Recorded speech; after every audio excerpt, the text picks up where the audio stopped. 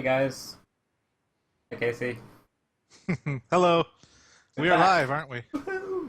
We haven't casted forever in like it must be at least 3 decades now.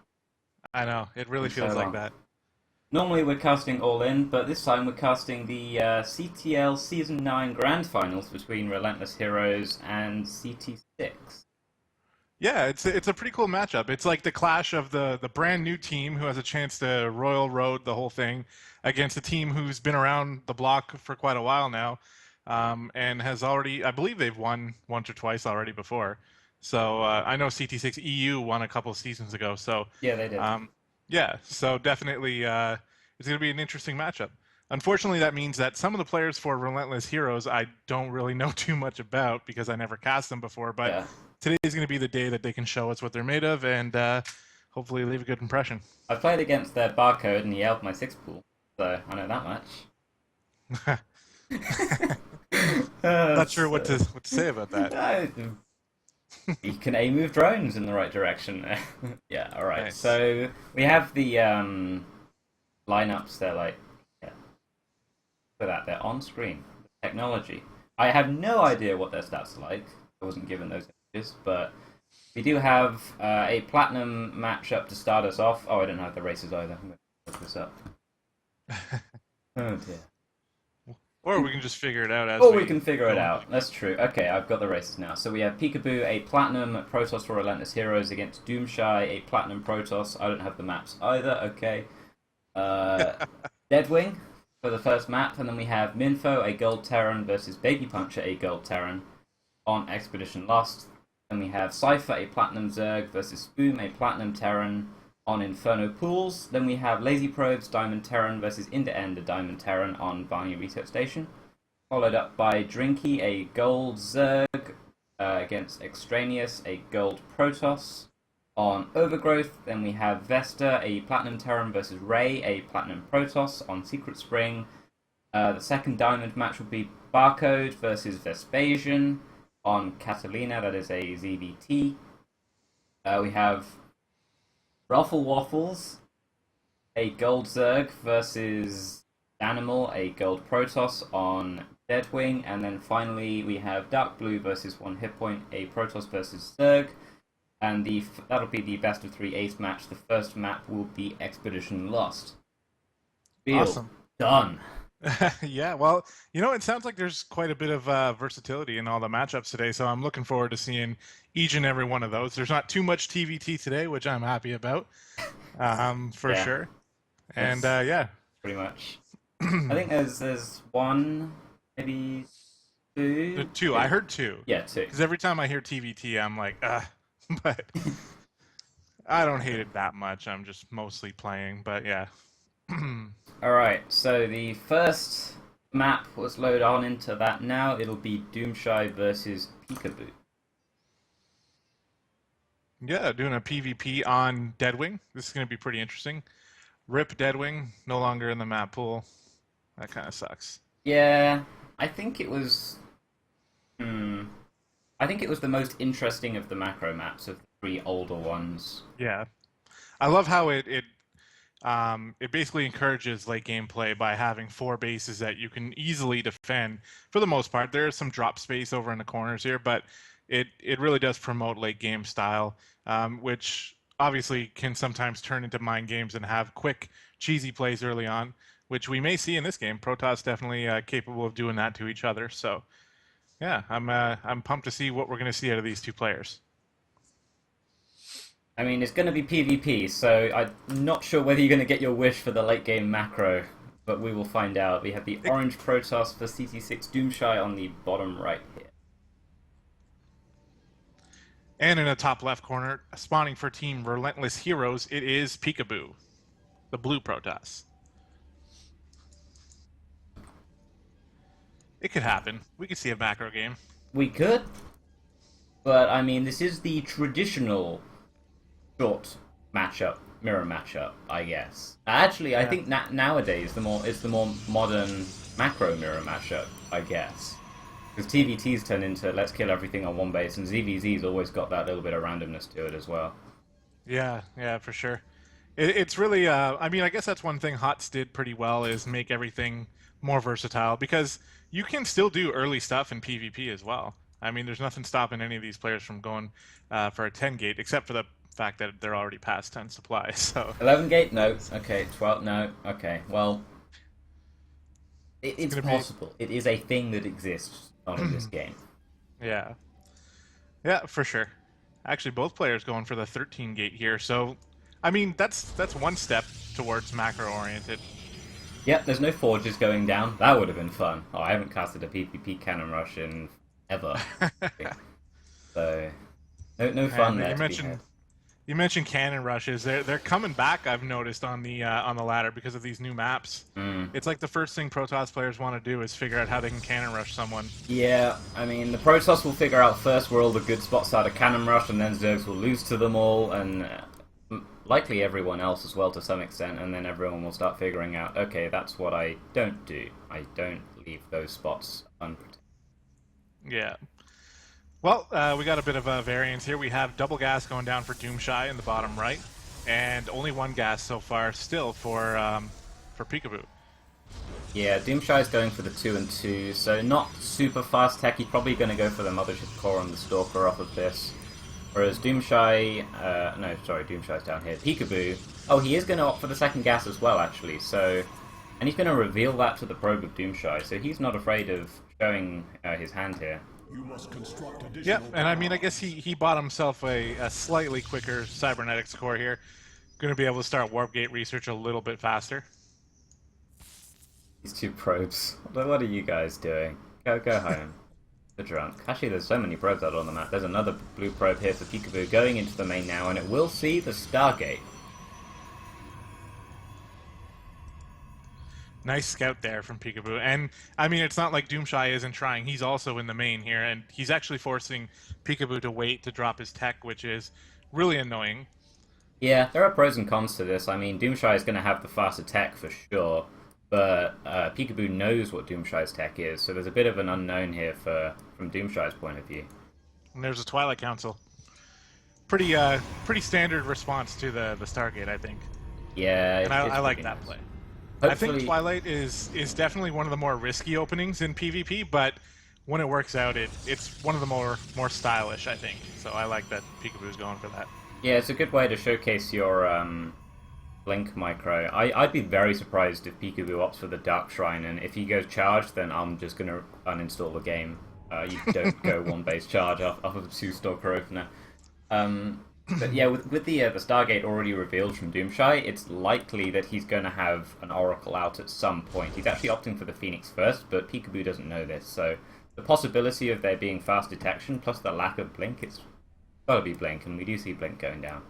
Yeah. Yeah, and Blink is definitely a cool style here, so I was expecting that.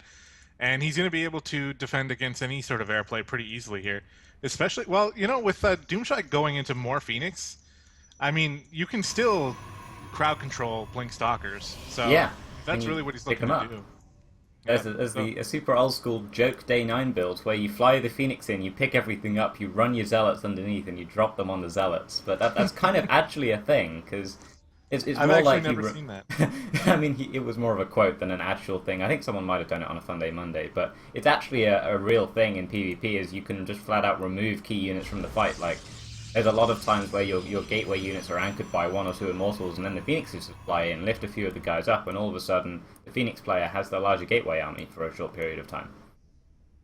Yep, but he is investing a lot into this. He's even following up. Oh well, okay, a lot of stuff happened. He canceled the gateway and the Void Ray.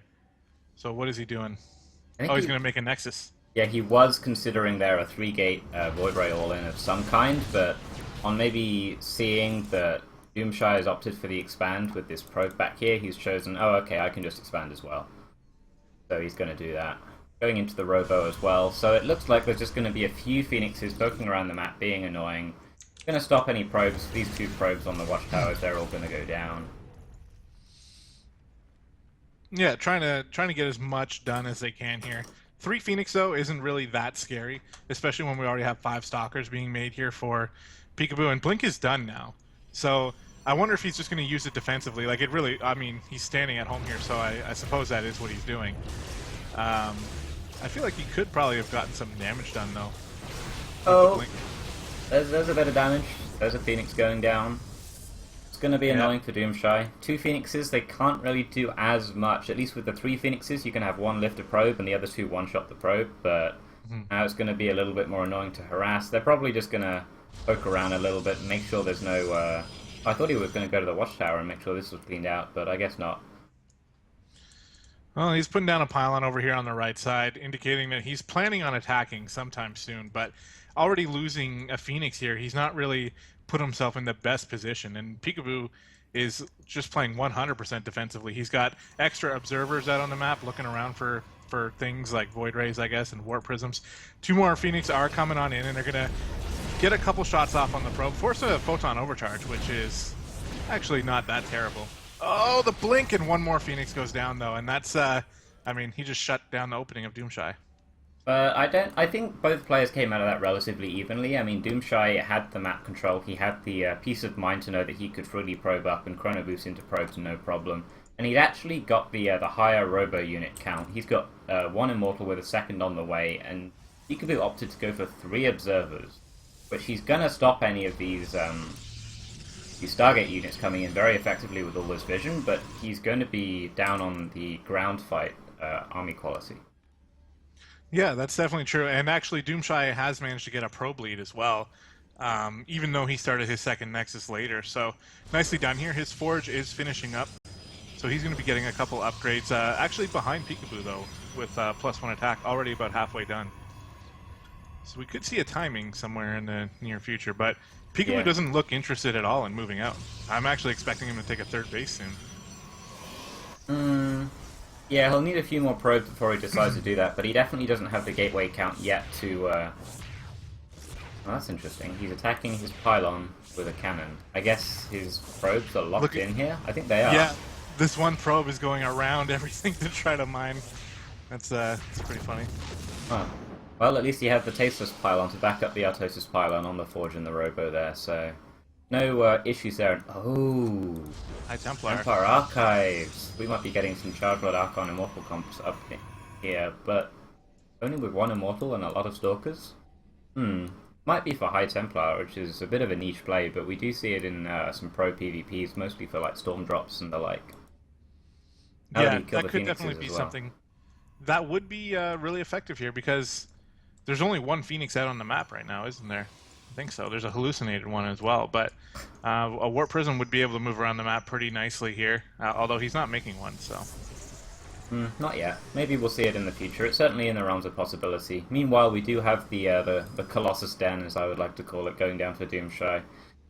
So he'll be opting for that more standard robotics-centric composition, which Peekaboo is very aware of. He has this observer fantastically placed. I believe he probably would have seen the Twilight Council researching as well, so... He knows that it's going to be a robo-centric composition from Doomshy. Oh, and this observer, is it going to get out? Oh, it's trying. Yeah, it's going to get away. It's going to get looked at. Nice scout there from Peekaboo, and he knows exactly what's up. Now, what would you do if you're Peekaboo and you spot the Colossus tag? You know exactly what your opponent's doing, and you have this infrastructure set up. I like the 3rd base choice that he's opting for here, and I think that he'll be looking for some kind of fight in the middle of the map, because he doesn't want to fight up a choke or up a ramp or down a ramp even, because the Colossus Splash will absolutely demolish his Zealots, so he needs to get a fight in the open where his Zealots can get a nice effective concave. And I might also enjoy seeing some of these Stalkers going out to harass. Sometimes we see 4 Stalkers blink around because they can like one-shot probes, so they can just blink up into this main, start getting a few probes and being annoying and just buying time for the Charlotte Archon army to build up. Yeah, I like that idea too, because he's had Blink for so long and hasn't really had an opportunity to put it to much use. Like, he did snipe off a Phoenix earlier with it, which was nice, but, you know, other than that, just 100 defense. Oh, there he goes. Just blinked again. To use like a ZVZ analogy, these Blink Stalkers are kind of like neuters in a strange way. They're pretty cool early on, but then in a straight up fight, they kind of just suck.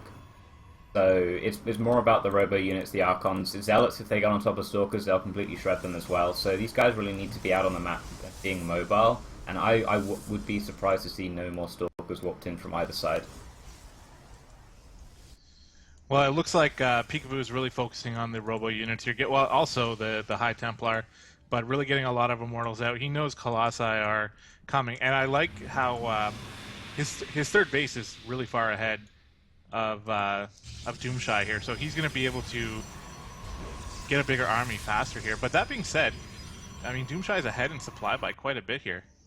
I guess being on 2 base for a bit longer, pumping out some more Colossi, and actually he's got a ton of Immortals too.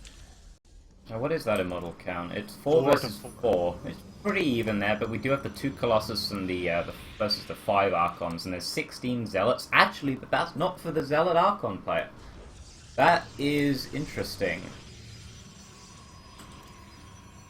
I guess people Funny how are the making game can Archons turn out that way. Yeah. Well, I mean, in this, like, with this situation, clearly Doomshy has the better army. And if we take a look at upgrades here, they're pretty even. We do have an extra armor upgrade for Peekaboo, but is that a... Oh no, never mind. Forget it. Hallucinating. I mean, it is PvP. Hallucinations are a thing. Mm-hmm.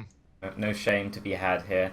Yeah, Peekaboo does have that armor upgrade going for him, but I'm not sure how effective that is in PvP. Normally what I see is just the single forge with the attack upgrades going, so it'll give him definitely an edge, but we'll have to see how that goes in the fight. I honestly don't know what difference it will make. Briefly had a shield upgrade there as well, going for the +3 armor instead. Yeah, it's definitely going to make a positive difference, but I wonder how much. Yeah, and I mean, we're getting that macro game for sure that we were talking about before. Both players haven't even attacked each other yet. Literally just sitting back and macroing up as best they can. And right now, well, we got a pretty massive supply block here for Doomshy. He was winning the macro battle because I saw that Peekaboo was supply blocked for a while as well. Full base PvP, man, you called it. Totally called it. Full bases on both sides here. I wouldn't be surprised to see some Tempests come out from Peekaboo. I know he doesn't even have the Stargate, but he does need something to give him an edge against those Colossus. Yeah, Tempests are so good against Colossus. Actually, really would be a nice addition. They patched them though recently, right? I don't know if this game was played pre-patch or post-patch, but I think the Tempests have less damage versus massive now. Oh, really? All right. That's something that I have no idea about, which I probably should have an idea about, but I don't think it's going to matter in this game because Peekaboo is so far away from Tempest Tech anyway. Oh, Doomshy's going and the army of Doomshy is moving out. Yeah, he's moving out, and he's getting the Fleet Bacon behind it. Oh my god, he's going to have Tempest. You can check, maybe. Yeah. Have to see how this engagement goes. Here we go. Archon's in the front. Colossi getting lots of damage. A nice time warp's going down. And actually, the Zealots, as you said, are just demolishing all the Stalkers here, and the Immortals are running away. That was incredibly one-sided here for Doomshy, and he's going to keep pushing this back. The Colossi are not even hampered at all, just doing as much damage as possible. There's a lot of Immortals here, but Doomshy has his own Immortals as well, and Peekaboo's in a tough spot. Feedback on the Mothership Core there as well, just making sure it doesn't get any further time warps off, and this is the value of having Zealots in these fights. They you think they don't do much, they just die, in quotes, but you want the Zealots to die so your other units in the back don't die. The Stalkers, even though they're kind of harassment units, they still have value and you want to keep them alive over things like Zealots. So because Doomshy had more Zealots there, the Zealots of Peekaboo died faster, so then the key units started getting focused down a lot quicker, and the army kind of just poofed. Yeah, it was a really good engagement from Doomshy there. Nicely played. It was one of those games where, you know, both players just macro up and then hit each other and one just wins, which I suppose isn't the most exciting to watch, but when you're playing in the final game for Doomshy or Peekaboo as well, you want to play safe and get yourself the best position to not lose, you know, which maybe isn't the best strategy to use, but it's not a terrible one either. At least they were both conscious of that fact, and yeah, nicely done by Doomshy there. Winning the PvP macro game. Nicely predicted by you as well. I was totally expecting the one base, but no. You got the macro. We're not getting a macro game. This spoilers. There won't be a macro game with Baby Puncher involved. She loves the aggression. So, load on up into map 2. I always love seeing Baby Puncher and Vespasian play because they are they're pretty innovative. I don't know if they're the most innovative because you always kind of know what's coming, but when you do the same thing all the time, you got to make tweaks here and there. Otherwise, you're just going to be incredibly predictable. So I always genuinely enjoy watching these two play, even though they maybe don't have the people liking how they play. I think that's more frustration from playing against them because even though like you said, they're going to be aggressive on one base, maybe two, but I've seen Baby Puncher proxy battle cruisers before. Like, you can't call what's going to happen. Yeah, exactly. It's going to be great. And that's why it's fun. Yeah. So, we're talking about Baby Puncher. Let's go ahead and introduce her in the bottom left corner of Expedition Lost. Playing for Team CT6, the Orange Terran player, Baby Puncher. Is she spawning in the bottom, though? SCV. He didn't like where she spawned, so it's like, we're not spawning here. Yeah, I'm moving out, Mom. We have Minfo, the yellow Terran for Relentless Heroes, the best coloured Terran, spawning on the top of Expedition Lost. So, it's SCV though. It's going to be a proxy 8 racks by the looks of things, which normally is Reaper. Oh, it's going to be in the natural. Oh, this is so Jesse. Close. I tried this once versus Gamer Richie. It failed miserably because he scouted it, but you got to know to look for this stuff. Gamer Richie is Grandmasters. Minfo is not. No. Now, I wonder, because Baby Puncher maybe not quite as, what's the word? Well-known, I guess, as Vespasian. Although, to us who have been around the league for quite a while, we know quite well. But I wonder if Minfo knows the type of player she is. There is an SCV moving out here, but it's going cross-map, so it's not going to find out. Minfo, why? He's also left the door open, which may or may not come into play later.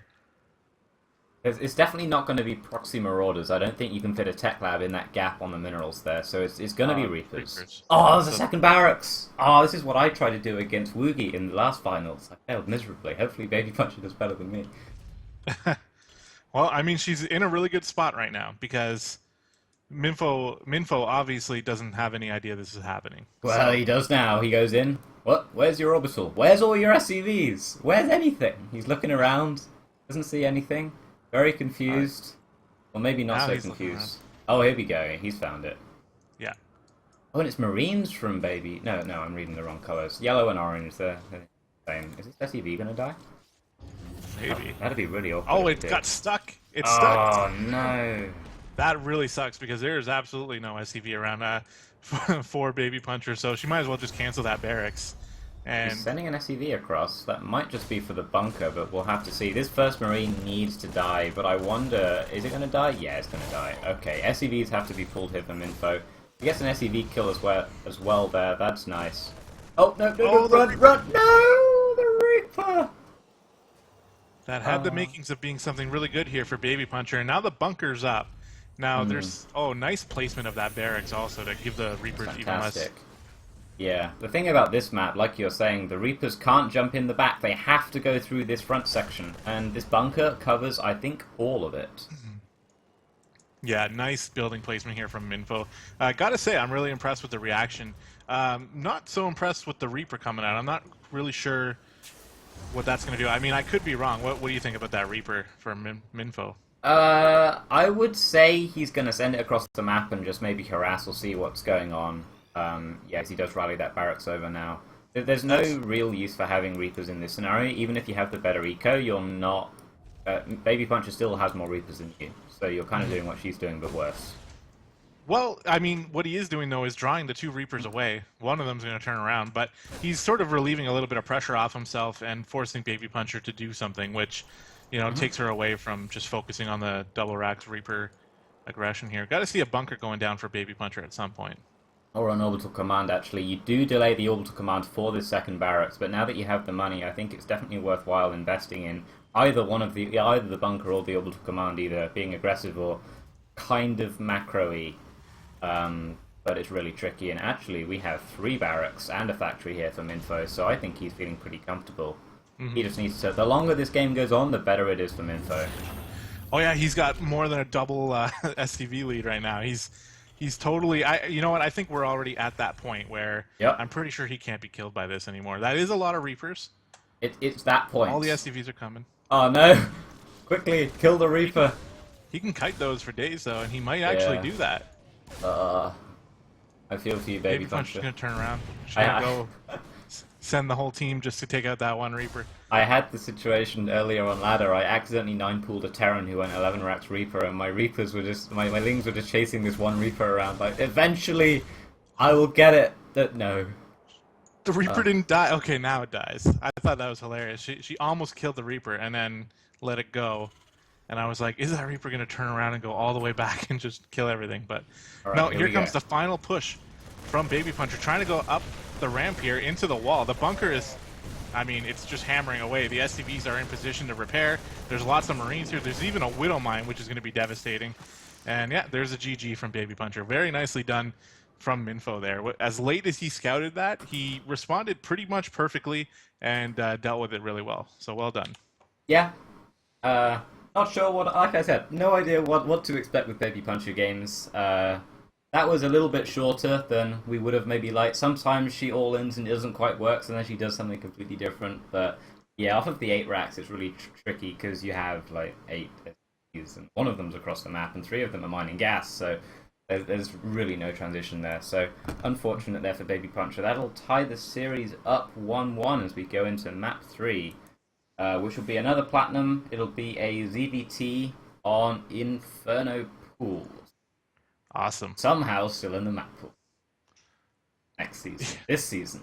That's Blizzard just saying, oh, no one likes this map? All right, we'll keep this map then. I gotta say, shout out to Relentless Heroes in the chat with the Relentless Heroes riot going on. And it's actually, usually CT6 has a really vocal fan base, so I'm surprised here. They're pretty quiet right now. Yeah, you guys, come on. Sort it out. CT6 riots in here. We require additional riots. Oh, we're going to be casting Spoom. Yeah, Spoom is actually one of my favorite players from CT6. He's a really well-mannered person. Talked to him quite a bit. He murdered me in ASL, and he's got some really solid builds. So we're talking about Spoom. Let's introduce Spoom in the top left corner of Inferno Pools for Team CT6 in the orange. It is Spoom. And we have the purple Zerg player, Cypher. Ooh. Very engaging in some diplomacy here. He has the purple Zerg on the bottom left of Inferno Pools. See if diplomacy works out in this game of war. I don't think it's going to. You reckon? No? I'll have to try it in my next ladder game.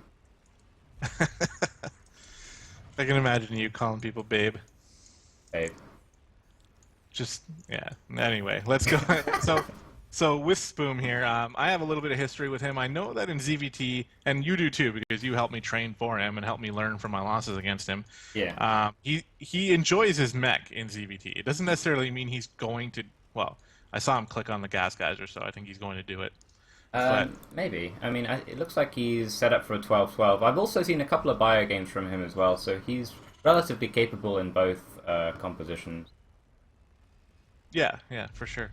So I thought that he was going to put the gas first before the racks, but I didn't realize that. So yeah, no, it's going to be racks and then gas, which is incredibly standard. Yeah, still the potential for going into mech here. I'm not sure whether this is the mechiest of maps, because it's a pretty awkward 4-base setup to secure. That being said, a bad map for something can then become a good map for something if you try and involve the mind games and all that kind of jazz, but none of that from Cypher. He's just gone for the hatch first. He even got his overlord here just in case he's being proxy racked. He'll see any kind of bunkers going down next to the hatchery. I guess the more modern way is to have like a retreat bunker you build first, and then the second one's more aggressive. But either way, this overlord is really nice. I do it pretty much every game. Yeah, same here. It'll definitely save your life sometimes. But if you have that backup bunker... Wait, did he see? Hold on. Okay, he did see it. All right. Cypher being really on top of his overlord there. As soon as he spotted the command center, he moved it right out of the way. So Spoom doesn't know that Cypher knows where he is. I mean, Cypher's Spoom's barracks is rallied to the bottom of the map, so maybe he caught a glimpse or a sniff of something, but I guess with his SCV, yeah, looking at where his SCV's path, sending the Reaper to the bottom left just makes logical sense at this stage. He'll scout everything in time. And he will scout a gasless Zerg. Never mind. Never mind. Yeah, this is why I'm a caster, clearly. Well, the gases are going down now. Not quite as. I mean, it is a little late for Yeah, it's a late gas. Zerg to be grabbing gas. Not necessarily a bad gas. I mean, our famous clan leader will get a gas at this time, and I know other players will get a gas at this time. It's better just that way you can saturate some minerals first, and I guess it's useful they saturated some minerals first because he's losing some drones already. Might even get that third. He's looking for it. Yeah, that was it was a little bit of sloppy play here from Cypher, allowing 3 drones to go down, and the Reaper's just going to get away. So nicely done from Spoon. Maybe that's a better way to say it. Yeah. Nice play from Spoon there, grabbing the three drones and getting away with his life. That means he can go back in for another scout later on. There's quite a bit of links here, although I think they were sort of forced out. Yeah. Ooh. Gotta kite for a bit. Gotta put all of your APM into keeping one Reaper alive. It's really annoying. Back at home, Spoon opted for the one Reaper into the reactor, so he's going to have 4 Marines to fill this bunker up as soon as it's finished, and he will be swapping over to that reactor. We're just going to be waiting to see if he opts for the second gas, the third command center, maybe a bit of both, and where he transitions from here, as he's not going to remain on 1 barracks and 1 factory forever. He does, well, yeah. It won't look good for him. Yeah, I don't think he will either. Ooh, it's safe to say we can make that prediction. Zergling speed on the way here for Cypher. And he's still only on the 1 gas here. It's about 6 minutes in, so I guess we're going to be seeing I mean, based on what we've seen so far, it's going to be incredibly standard. Starport going down. Looks like we're going to see some Hellions and some Speedlings and probably some Banelings too. Another drone kill by this Reaper. It pops in, sees, oh, okay, you've mined around 150 gas, just now got ticking over to 200, so he's worried about maybe Ling speed late-ish. His Hellions won't get surrounded early, that's for sure. So he can probably be pretty aggressive with any Hellions he chooses to make, but he's going for some kind of a drop, actually. Along with some Hellions. Yeah, I mean, you can have 2 Hellions and the rest Marines and maybe get some damage done. I've seen this from Maru and Flash and players like that. It's I think it's on Imber builds, actually, so if you want to check that out, you can go there. But this is like a Marine drop with a Hellion push at the front, and you can run the Hellions by, assuming you're not supply blocked like Spoon. Oh, that's unfortunate. You can, yeah, you get a bit of multi-pronged damage done, and sometimes you just win outright if Zergs can't multitask correctly and handle both harass at the same time. It's unusually early. Well, Cypher getting pretty aggressive with his expanding here. Going to go right for the gold base. Hasn't been spotted yet. No, and the Reaper is looking for it. So this is like, it's doing 2 things right now. It's forcing Spoon to think, what are you doing? Are you going to attack me? Okay, well, or are you at the gold base? And he does think that, and he does spot the gold over here. So nicely done once again by Spoon. This Reaper has really been providing him all the information he needs to know. And yeah, I mean, I got to side with him so far in this game, because I think that he's got the most information. We really haven't seen much scouting at all coming out of Cypher. He has no idea what's up. He knows there's a bunker at the front. He does. He knows there's 2 command centers as well, which is also right, yes, what you would expect, I suppose. We do have what's basically a 2-base Spire coming out of Cypher, which is probably one of my all-time favorite builds. It's pretty versatile, pretty safe. He also got the Roach Warren just in case of a Hellbat opener, so this is really nice by him. So I guess it's safe against everything. He didn't build any roaches because he didn't feel the need to. He didn't see any like massive hellbats or like an armory in his short bit of scouting. So just straight into the mutas here. And we're gonna have a Widow Mine drop here in the main. The Overlord spotted it, but I don't think Cypher was looking. And the Widow Mines are late to burrow. There's still lots of drones here though. If he targets, he got a nice shot there though. He was targeting that. I saw the frantic clicking on that drone bunch on the top there, so nice job there by Spoon. He does take a nice 20 supply lead here. And he's forcing the Overseer here. These drones are going to go back to mining. It's kind of risky here. I mean, let's see what happens, because these guys are about to fire off again, and the Lings are ignoring it completely. These 2 Widow Mines are going to go off again. Oh, just one of them. Oh, it went on the Overseer. Still got a few drone kills there. And I mean, the worker count is tied right now, plus mules, so Spoom is definitely in a good spot. But he's got a lot of minerals here. He needs to make like 5 more barracks right now, just to be able to spend some of that money because he does not have the gas to do what he wants to do. That's the other thing to check is when you have a lot of minerals floating, make sure that your gas geysers are all saturated, because normally you try and, here we go, he does fix this one gas geyser. Normally you think, oh okay, yeah, I know I've taken those gas geysers, I built them. That's pretty easy to remember. Sometimes you misclick, like putting workers in or something, they like right click on a worker accidentally or something, so double checking those gas geysers when you're floating minerals is something else to do, but he does throw down those barracks as you asked for, so your message to the past was received. Thank you, Spoom. Appreciate it. And there was a drop going out. Where did that go? There it is. It's All right, it's gonna come in. Not too much defense here, but the mutas are about to pop. Yeah, and those mutas are going to be pretty helpful. But if you can get that Widowmine burrowed, this is going to do some pretty nice things. Hellions are also roaming around the map. Got to be careful though, because there's some roaches over at the gold base. So it looks like he's going to try for a double-pronged attack here. Well, I don't know, the Hellions aren't moving, but the Widowmine does burrow. And, oh, it got 8 drones. That was so lucky for Spoom there. That's got to be heartbreaking for Cypher, because he's doing a pretty good job catching back up in this game. That gold base is really helping him out, but, jeez. These 3 meters... oh, these meters might actually die. Oh no, there's more meters. Never mind. Oh, 1 meter does go down though. I mean, oh, is that a 2nd meter? So close. Almost. The meter regen. Keeps them alive there. But that's pretty nice there. He does have the time to build the turrets up, just barely. Cypher gives him a little bit extra time there, being the gentleman that he is. Yeah, and that's huge, because now these mutas, they're probably going to spot the turrets and then just turn around. Because this mutaflock really isn't that big to be fighting turrets. Oh yeah, also, there's 8. Spoom is 100% in position for it. Speaking of 100% in position... oh, so many drone kills here. Oh, you gotta dive on that. Come on, you gotta... oh. Even though it's like kind of a bad decision, you just feel the urge. Go for it. Yeah. Sometimes bad decisions are the only decisions. Sometimes you do it even though you know it's a bad decision. The peer pressure, which is the voice inside your head, eggs you on. Alright, so what do we got here? We got +1/+1 for the melee units for Zerg. I'd like to see +2/+2 get started. He looks like he's just about to do that. Is there a Baneling nest yet? There is not a Baneling nest yet. So that's pretty interesting. Huh. He's just going Ling Muta with some roaches. And now he's got a scary Mutaball up here on the top. And there's more mutas. There's actually no Zerglings on the map. There's 5 roaches and these mutas. So if Spin pushes onto creep right now... oh no, gone home. That's unfortunate. If he pushed onto creep right there, he would have gotten a lot of damage down. Look at the army supplies right now. It's 73 versus 57, so... Spoom had the potential there, but he was drawn back and he didn't fully get home. So sometimes it's better just to make a decision instead of worrying about what's correct or not. But at least he'll get a few muses here for his trouble, so that's nice. And Zergling's finally hatched for Cypher.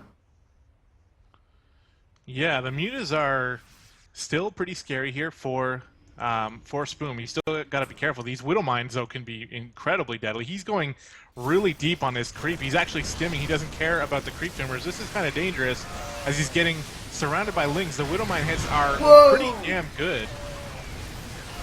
Whoa! The Widowmines. Those were so juicy, but oh man, the eco of Cypher I think is going to hold out, and just, yeah, the reinforcements are going to clean up here. There's an Overseer being morphed as well, so these Widowmines are all sadly going to die before they get a second shot off, and I think Cypher realised, oh hang on a minute, I tried to morph Banelings there and I couldn't do it. So he makes his Baneling nest, just as his 2-2's about to finish up. That's a little bit late. Normally we see that around maybe the 6:30 mark instead of 16:30, but hey, he didn't die, so that's alright. And he's going for the infestation pit as well, so maybe up to a hive. He never took care of these Widowmines that are in the middle of the map, so about half of his reinforcing lings just got murdered. Oh no. And I hate it when that happens. And sometimes, like, I've been in situations like that where I'm like, I know they're there, but I'm being stubborn. I don't care. I'm just going to run around them. But then 2 minutes later, you forget they're there again, and then all your Banelings die. Hopefully this doesn't happen for Cypher. Come on, he does see it, right? Well, he doesn't. He should know that they're there. See the little... Here we go. This is what I like coming out of Spoom here. He's going to deny some creep, and not be so crazy in Oh, pushing really far onto the creep. Well, okay, or he's just going to keep pushing. boom, Oh my run. god. Has to pick up there. Oh, the Mute Widow is getting Mines. hammered, yeah, still. But I don't know, this is really dangerous. Cypher's going to be able to clean this up pretty easily. Oh no. And the rally's getting cleaned up as well. This is the sad time for Terran. I mean, Spoon is wishing he had those 40 Marines in his bank out on the field right now, because that would really even this up. But they're just chilling in the bank for the time being. He's got these extra barracks here, but I think maybe those were a little bit late. Yeah, he's going to need to survive here for quite a while, and his third is well defended, but his natural is not quite. Wall? Yeah. So he's gonna Cypher's gonna be able to come on in. He's got lots of Zerglings here. Widowmines could still burrow, but no, they just die to Banelings, and I mean things are not looking good for Spoon here. Cypher is not quite 100% focused on his attack, so he's not doing as much damage as he really could be. Now he is, though, getting the Lings focused on the turrets and killing some of the more important buildings here. And he's just doing so much damage. And what can Spoon really do from here? I think the damage has been done at this stage. I think the main problem was not getting that extra production up faster. I mean, there's now 50 Marines in the bank for Spoon, and if he had 50 Marines on the field, he's still in the game. I think it's as simple as that. Yeah, it's a little unfortunate because, like you said, there's these barracks here. They don't have time to put reactors on them now. They really need to just be focusing on getting Marines out. But I mean, the one thing that Cypher is missing is a fourth base, though. Yeah, he is. At least, I guess he's got the gold base though, and he is throwing down the foot. Wow, that's cool. He is throwing down the fourth base on the bottom corner of the map, and there's no way that Spoon can really get to that. That's going to be really obnoxious to deal with. Yeah. For Spoon. I mean, The he's creep still spread got has been really good. Yeah, it's pretty solid. How does Spoon? He needs like a miracle engagement. Well, he does have access to Widow Mines, so he honestly, I think he needs to be using these a little bit more effectively. I mean, these guys in the middle of the map have probably been about as effective as you could hope for, but getting your Marines surrounded like that is not a good start, and there are just so many Lings here. And yeah, I was waiting for that. All the Banelings being morphed in, and this is going to be the final blow. I wonder if Spoon's going to allow Cypher the pleasure of busting right up that ramp. Somehow, I think. Actually, maybe. Got to move those Widow Mines up just a little bit so they can actually detonate on some of these Banelings before they do so much damage. Oh, he's actually sending a few Banelings up. That's pretty nice. Just making sure there's no Widow Mines just before anything else goes up. And here's the swarm. These Widow Mines are going to go off and kill mostly the Marines, and there is the GG. Well, that was a fun game to cast. That's a pretty classic ZVT there, where it was shaping up to be a really good game, and it still was a really good game. Just a couple macro mistakes, I think, from Spoon there kept him from winning that game, and a couple questionable move outs with the bio so far onto creep. I mean, Zerg has so long to react to you when you're doing that, so. And that's what Cypher did. He set up perfect engagements on creep. He took out the reinforcements, and he eventually won the game. Nicely done, though. That's going to be the second win for Relentless Heroes, right? That is going to be the second win for Relentless Heroes, and sets 4 and 5 were a walkover for each. Somehow they didn't get played. I don't know how. Set 5 might have been played. I'm not sure. I've got a bit of mixed reports, but either way, I have no replays for set 4 and 5, and I think it went one way and one went the other way. So I guess we just cut straight to 3-2 for Relentless Heroes as we go into set 6, which will be Vesta versus Ray. Awesome. Looking forward to this one. So that's a shame, though, with the two... The lack of the two replays. So one of them was a walkover, and one of them was we just don't have the replay. Is that the case? Possibly. Admins tell me they were both walkovers, so I'm gonna go with that. Okay, sure.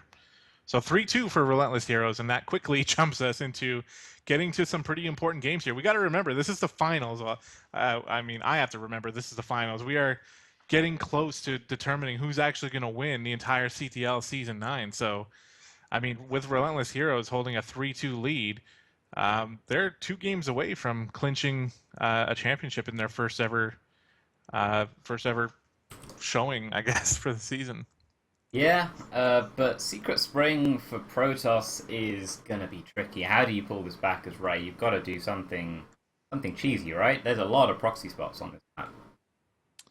But if you're a Terran, do you just automatically know that your opponent's going to try to cheese you out? I don't know. My build order on this map was veto. Yeah, Uh, as with a lot. Unfortunately, you can't veto in CT or in CTL, so both yeah, of these players playing on a map that they probably don't like. it's unfortunate. So we have Ray, I believe the captain for CT6, spawning as the orange Protoss in the bottom left of Secret Spring. And in the top right of Secret Spring, spawning for Team Relentless Heroes, he is the red Terran player, Vesta. And I was going to mention that CT6 has been pretty good. TB Ham's going to be happy with CT6 grabbing that orange color on pretty much every one of the games, I think. Yeah, he likes picking his team color, I suppose. Is Relentless Heroes red? I guess they got R. The word Relentless is in red. I don't know.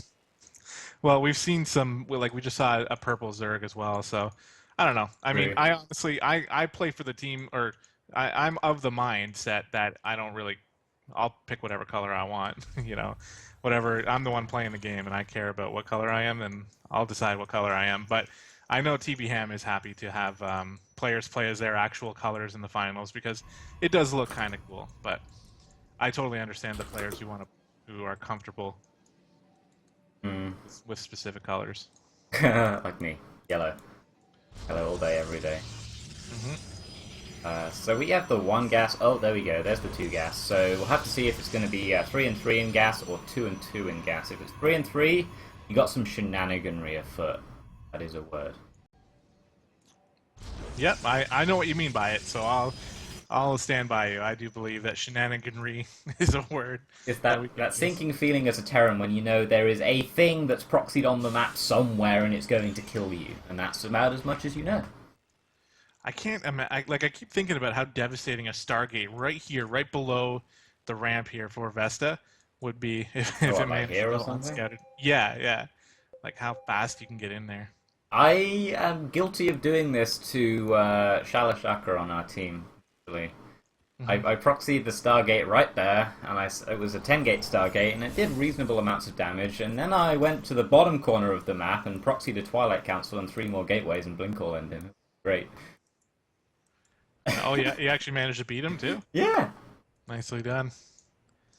We can really pull the cheese if you want to on this map. So many proxy spots, but it will be the 2 and 2 in gas for Ray, but actually the Twilight Council. So it'll be 2 and 2 just to get some more minerals out for the time being. But it will be the Twilight Council follow-up on 1 base at the very least. And Vesta, does he see that? He does. Yep. A probe kill as well. Is he gonna get 2?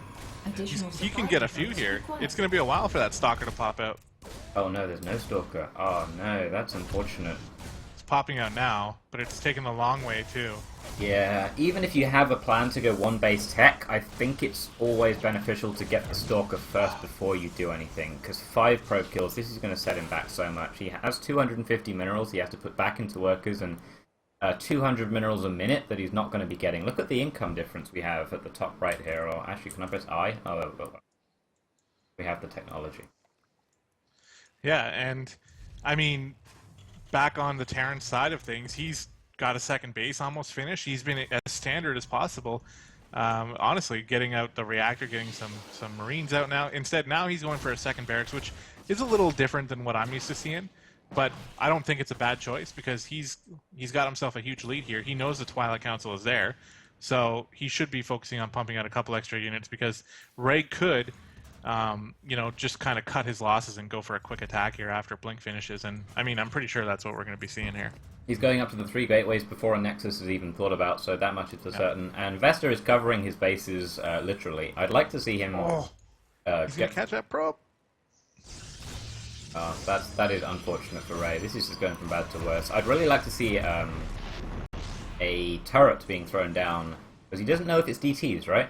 He is countering Blink. I don't know why he's getting the armor upgrade. I would assume you buy attack if you get anything. And he is getting the bunker, so he's preparing. I guess he's saving up his mules. As he's got 2, 3 full scans. I guess that's why he's not building turrets, which is Well, fair. we'll see. Because the temptation to drop all those mules on a natural is going to be pretty huge. Oh, there was something dropped. Oh, it was a supply depot. Never mind. False alarm. Oh, Yeah, and a he scan. dropped Okay. and a mule. So he's spent all his energy here. So I mean, he's banking everything on it being Blink, and he does see the Twilight Council researching there, and he doesn't see the Dark Shrine, which doesn't necessarily mean it's not anywhere, but in this case, it's not. And this is 5 Stalkers moving out for this attack. Yeah. It should be so much bigger. This pylon here for Ray is like way out of position also. Although he is dropping more in sort of like a staggered formation here, so he will be able to warp in to help out. I really like that Vesta got the concussive shells before the stim. It's such a quick upgrade to finish. There's no point starting stim.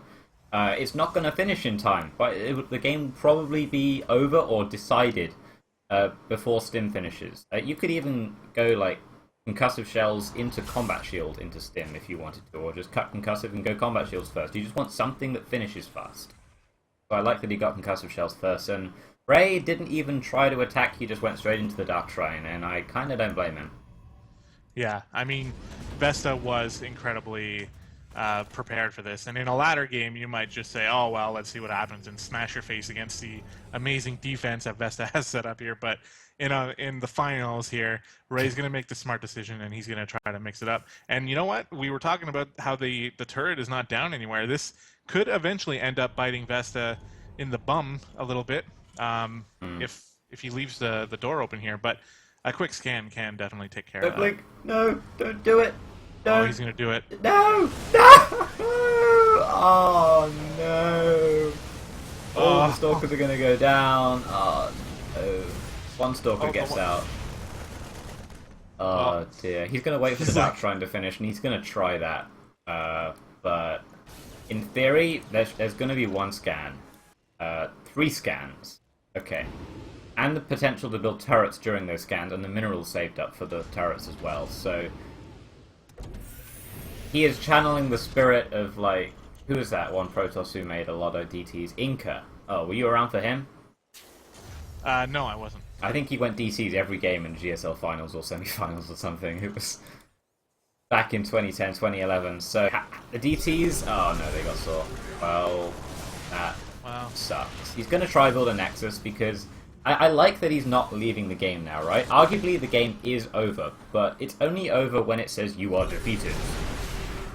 You may as well try. Vesta still has to go and earn the win, and it's likely that he can very easily, but he still has to go and do it, and he might screw up. The army supply right now is 33-6 in favor of Vesta. But you know what? You're a Terran player. You haven't fully saturated your natural yet, so might as well just round up the... oh my god. It's a full CC. That's a lot of money just being donated here. 500 that got donated. Well, I guess a scams force, so maybe that's 350 or whatever. It's still painful. He does salvage the bunkers. Best to feel safe now. He's got a tank. He's got the turret set up. 1 turret, 2 turrets. He's got 1 in the natural probably. Yeah, he's dropped all the mules there. He's getting the extra gas. He's getting his +1 attack. He's getting combat shields. He's already got the armor upgrade because he got that first for whatever reason. I mean, you guess it didn't hurt. And probably when these medevacs finish, he's going to move out. Yeah. I guess he can just go now and boost them. Yep, and I like that decision here. The tank adds a lot of versatility to the army as well. I really like mixing in 1 or 2 tanks, even against Protoss, because it just gives you that sort of defensive line to fall back to. And Stalkers take a lot of damage from tanks. I wonder why Vesta is taking this path. He's going to find all the pylons, but I don't know what he's looking for here. I'd probably just go straight across the map, to be honest, but I guess he will find these 2 pylons as a nice fluke. Convenient. There's a DT right inside this little pathway. Just guarding it. Like Sparsa, you shall not pass. There was one game we saw a while ago. Yeah. He tried. He gave his life for the greater good there. I remember there's one game, I can't remember the players, I think it was in one of our internal things, but they made a wall of DTs like just in time, and it was really really cool, and I loved it. I remember the Oh game as well. I don't remember who played, but you're not lying. yeah, But, I'm pretty sure I casted it with you. yeah. Here comes Vesta moving up into the main here. He's gonna stim. He doesn't care about the photon overcharge. He's doing tons of damage here, scanning away the DTs, and this is sort of the ending that we had been expecting here. Yeah, and I think Ray was expecting it probably as soon as he threw down the Dark Shrine, but props that he stayed in. He was making all of the efforts to try and come back. He was taking the risky fast third. You need to take risks when you're behind, so I like it from Ray. It's just a shame that the Blink got scouted so quickly. Maybe that first Stalker to shoo away the Reaper would have been a pretty pivotal play to make. Yeah, I think so, because it set the stage for the whole game, you know? It gave Ray a disadvantage right from the start, and when you're missing 5 probes out of your economy that early in a game, it's so devastating. It's a lot of probes. Mm-hmm. Alright, let's go into set 7. It will be Barcode versus Vespasian, and Vespasian, all CT6 players have to win from here on out because it is, I think it's 4-1?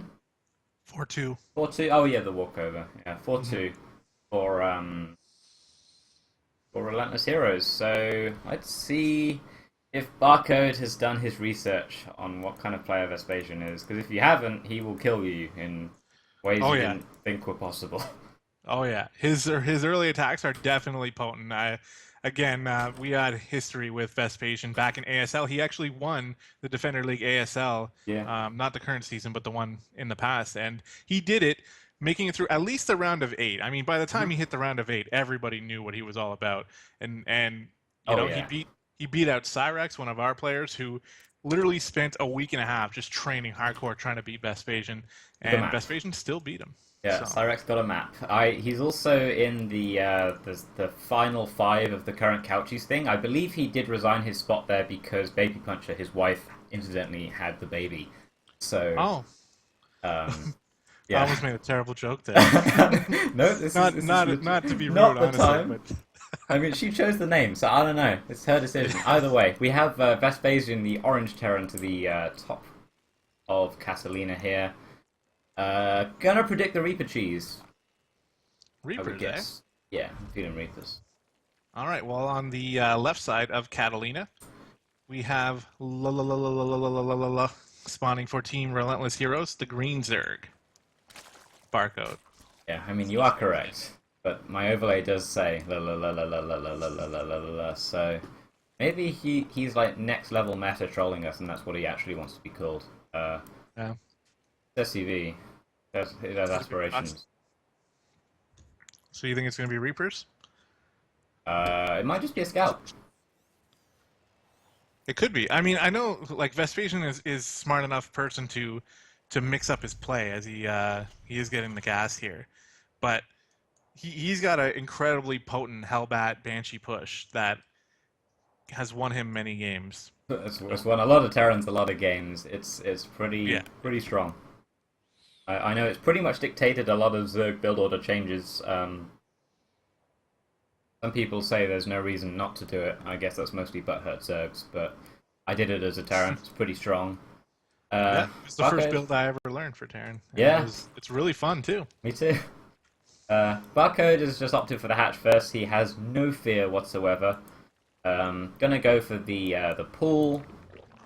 I wonder if he takes the gas or he opts for a gasless approach. If you know what kind of player Vespasian is, he will take the gas. Okay, you're gonna play defensive. Yeah, taking the gas is incredibly important here. Unless you're gonna, just 100% rely on spines to defend. We've seen how that can work out. It can work out, but you need to be able to follow up on that. So, gonna go for the gas instead. We might see a particularly fast Roach Warren if LLLLLL is in the know. Vespasian. He is gonna find himself this Overlord eventually. And he's actually opted for the reactor, so no Reapers. I was completely incorrect. It's gonna be... I think I've seen this build from Vespasian actually before. He's gonna drop the factory on the reactor. He's gonna build 2 more barracks, and then he's gonna make like 4 or 6 Hellions and a bunch of Marines and pull the boys and go. Yep. Barco did manage to save that Overlord. Pretty well done there. Yeah, so if this Overlord is feeling brave, he'll peek it in a little bit and see, hang on. Bro, where's your base? This this build from Vespasian is looking pretty familiar to me as well, actually. I wonder, is he going to go for the third barracks? Is he even... Okay, Yeah. well, there you go. All right. There we go. And Nice call. We've seen it before. Wonder if Barcode has this. All he's got is the link speed coming. He does still have 2 in gas though, so he might well throw down the Baneling Nest very shortly. 2 in gas is pretty indicative of Baneling production. I think he might do it. Gonna have to he's do gonna something need with to. that gas. Yeah. I mean, this is Diamond Or else League. he's It's not just gonna accidental. Lings get up the ramp there. They do spot the factory on the reactor, so he has an idea. The issue with that is if he actually doesn't know who Vespasian is, then that just looks standard. You go up there and you're like, okay, I got some time. I mean, apart from the missing command center, you're wondering where that is. But everything else looks normal. Yeah. Some people will still go Hellions before command center, and honestly, I don't know the time of the CC for that. And that might well be hidden, but yeah, Barcode is smelling something. He's thrown down the Roach Warren. Yeah, well, it is around that 6-minute mark as well, so it's nice safety time, as someone has taught me so many times. That someone being you. Yeah. And yeah, here comes Vespasian, pulls every single SCV out of the mineral line, and we're gonna be seeing a pretty devastating attack here. Now, no banelings to be seen. The Roach Warren is just finishing up now. There's not a lot. Okay, there is actually enough gas here to get a few roaches out. We'll have to see how Barco deals with this. There's no spines in sight either. Oh well, there's one over here. He's making spore crawlers. He knows it's a thing and it's a scary thing, but he doesn't know what the thing is until now. As the Hellions come in, the the Marines, they're all shooting this Overlord. I like that he's just evacuated the Natural entirely, but Vespasian shouldn't stay there. He should be going into the main, I think, at this stage. The more time that Barcode has here, the better it is for Barcode. Vespasian, okay. I guess it hasn't taken so long, but it might be long enough. Yeah, we're going to have 3 extra roaches out on the map by the time these guys get up the ramp here. Yeah. And Barcode is trying to set up his defense. The spine crawlers are not quite ready. And here we go. The SCVs are attacking the drone line as the roaches are trying to get as much damage done as possible here. The Hellions and the Marines. I love how the Hellions are sort of blocking off the Marines there. Really nicely done from Vespasian. And this is going to be it. Vespasian's going to take this game. There's not a lot of enough queens here to do anything. The spine crawlers have finished up though. The army supply is in favor of Vespasian still. And this game has gotten weird. I mean, it looks icky. You don't want to fight this as Barcode. All these things are going to get fried. He is picking off units though, and the thing you've got to remember is all of the workers have been pulled from Vespasian. He has 0 income at home unless he drops a mule.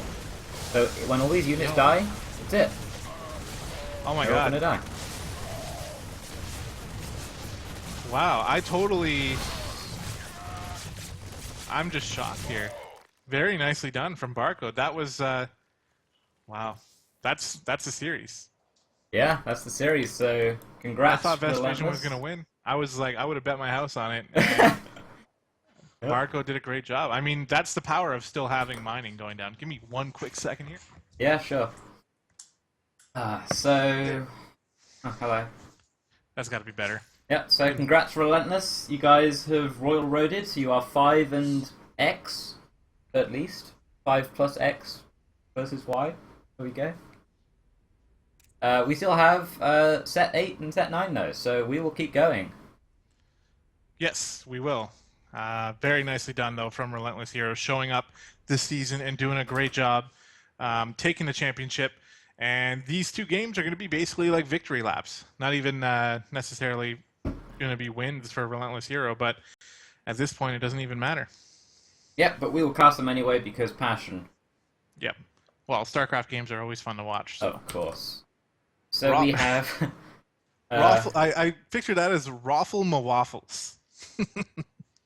I mean, if Mr. Ruffle is in chat, maybe he could give us the correct pronunciation. We might have screwed up LLL's name. We're not the most intelligent of casters here.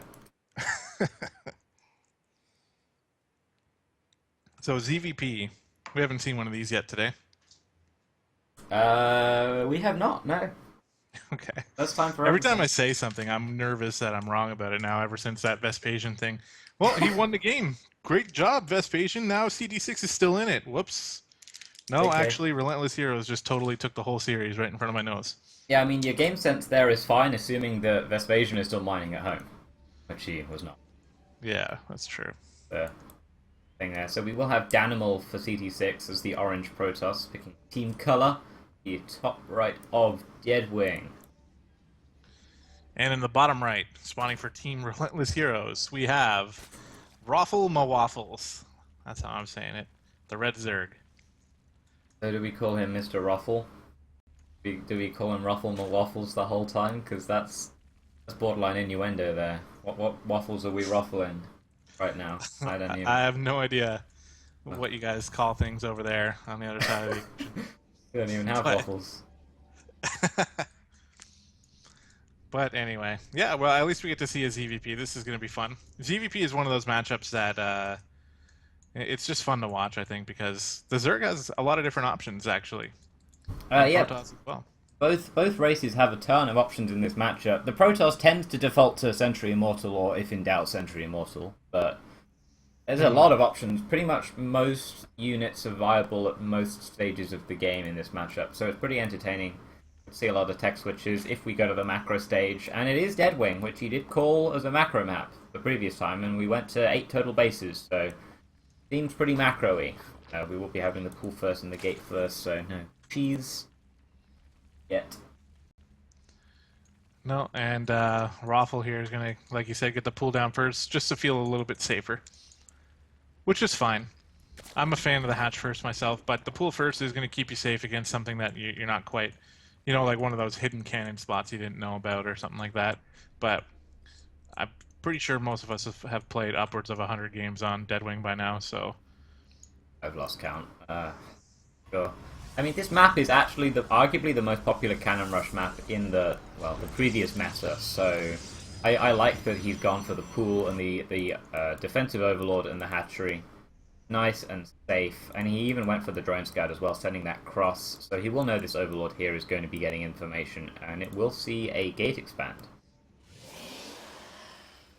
I'm assuming there's going to be an expansion here. Yeah, I mean, I suppose technically it's too early to call for sure, but look at that probe. What's he getting ready to do? Yeah, this Zealot's probably going to get cancelled here, as we don't see any kind of cheese from these Zerg. Oh, no, it's going to finish. Okay. I guess the more modern way is to cancel the Zealot, but there's the safer way. I mean, players like MC would even go up to 30 supply, going up to a Zealot and 2 Stalkers. Rotterdam as well does the same before building the Nexus, but going to finish the Zealot. To be honest, I like that he finished the Zealot. In the lower leagues, there's no reason not to. I mean, this guy is just going to be annoying. It'll force out like 4 to 6 lings if he goes across the map. It'll kill his drone. Kill the drone. Yep, and I mean, I think it's safe to say that the amount of money you would make from getting the Nexus down a little bit quicker is not really going to matter at the league. I mean, even Masters League, probably. You know? Yeah, pros. There are pros who don't cancel the Zealot and use it. So as long as you use it, you get your money's worth. And this guy has denied the Scout, so that has been successfully used in my book. There's a probe over here, over at the 5th base of Raffle Mawaffles. And he's, you know what? My guess. Okay, well, actually, never mind. We got the double gas, so forget it. I was gonna call it Sandgate, but no, I don't think that's gonna happen with 2 gases. Not from 2 gases. It might still be a Zealot Sentry style thing. This gas has got to be going somewhere, and the mothership core's already been built. Warp gate's already on the way. So it may be like a proxy, but the pylon is being built to help with the wall off first, of course. So. I guess that's just there for later on. Maybe we'll see some kind of 2-base timing or 2-base all-in from Danimal here, because that probe is well hidden, and it's in a pretty close spot to the Zerg's base. Well, we do have a couple gateways going down in the wall. 3rd base been taken from Raffle. Spreading some creep over there. I like this. He got the gases after dropping the 3rd, so he's going to have a nice mid-game setup here, but he is going to be a little bit vulnerable. I mean, yeah. There's no link speed. I'd like to see a Roach Warren coming down sometime soon. now. As long as it's before the 7-minute mark, that would be ideal. I take it normally around 6 to 6:20, but might get a bit hairy if Danimal decides to attack soon. He has 3 gateways. There's the 4th gateway, actually, so it might just be some kind of delayed pressure with a lot of sentries, so it's going to be stronger but slower. Yeah. Safer Yeah, as well. For sure. It is an off sand gate. It's He's the got a rough lot one. of sentries here at home. I wonder, is he going to walk them across the map, or is he going to leave them here for defense? Well, And actually, then there's just a warp 5th in? gate.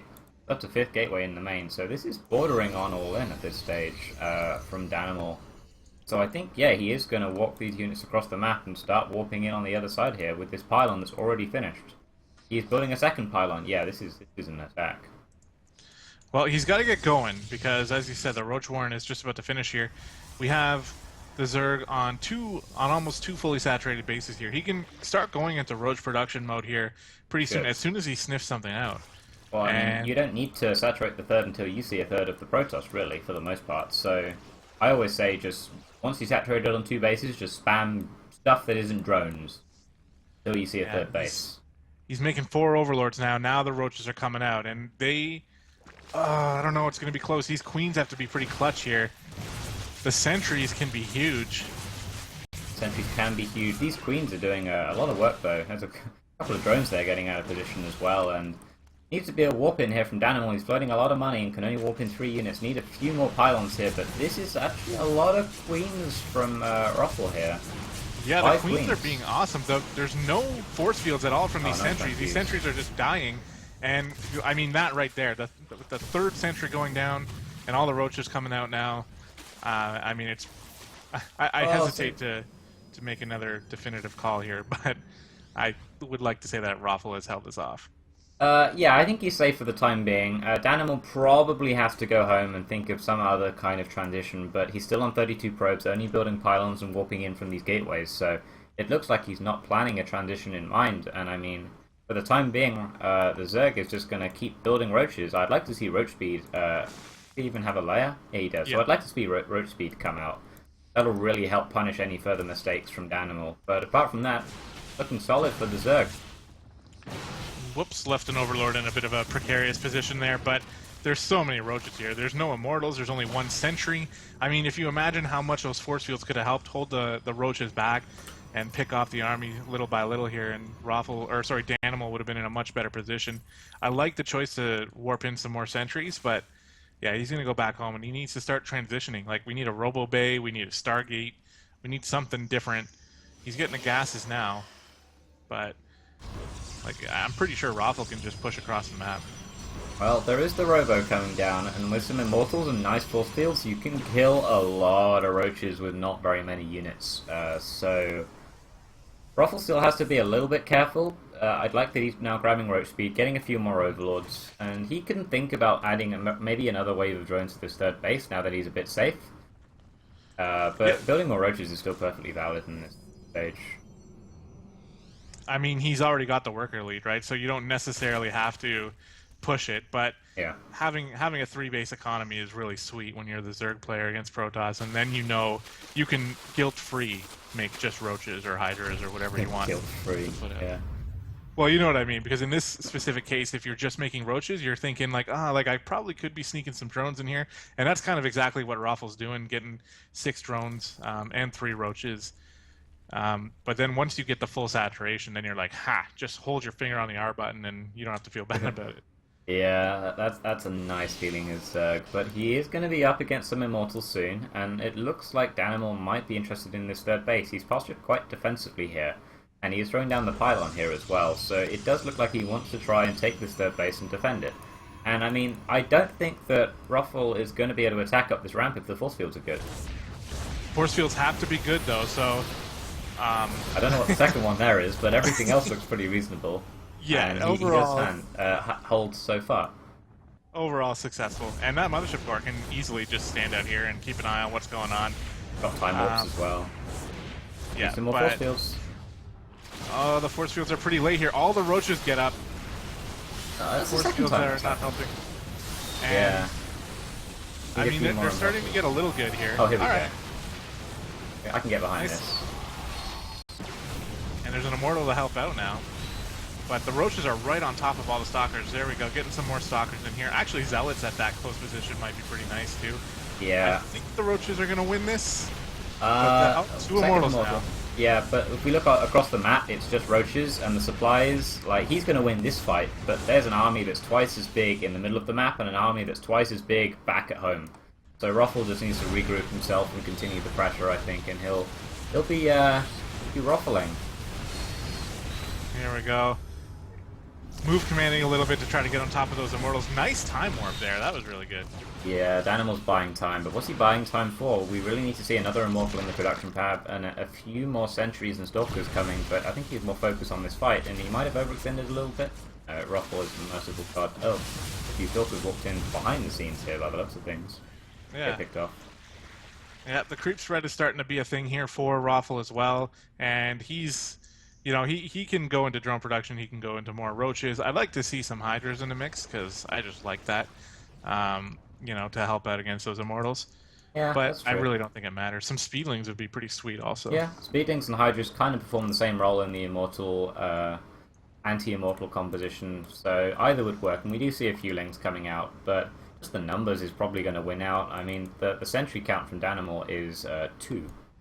Is currently 2 force fields, which is not going to be enough to stop on the ramp he's positioned on, and definitely not enough to stop on the rocks here. He's going to snipe this robo. Yep, and that's going to be devastating here. Yeah. Well, he's trying to get into the... I mean, he's being a little bit cheeky with the Roaches here. Going for the Artosis pylon there. Nicely done, actually. Unpowering all the gateways.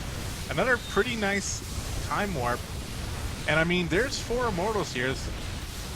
A lot of Immortals, yeah, that is a lot of Immortals, but Ruffle does get up into the main base. That's 22 dead probes. There's more probes dying as they transfer out of the main.